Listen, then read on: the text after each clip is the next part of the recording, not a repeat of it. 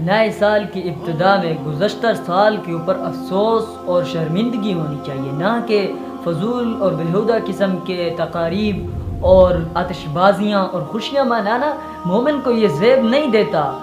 حضرت عبداللہ ابن مسعود رضی اللہ تعالیٰ عنہ فرماتے ہیں کہ مجھے کسی چیز پر بھی اتنا زیادہ افسوس اور شرمندگی نہیں ہوئی جتنا کہ ایسے دن کے گزر جانے پر ہوئی جس کا سورج غروب ہو گیا اور میری زندگی کا ایک دن کم ہو گیا لیکن میرے عمل میں اضافہ نہ ہوا۔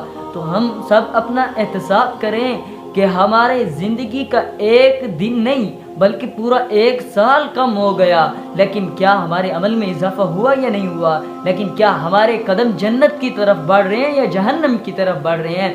ہم نے کتنے دلوں کو توڑا اور کتنے دلوں کو ہم نے جوڑا؟ میں یہی کہنا چاہتا ہوں کہ بس بات اتنی سی ہے، نہ کسی سے الجھو اور نہ کسی کو الجھاؤ۔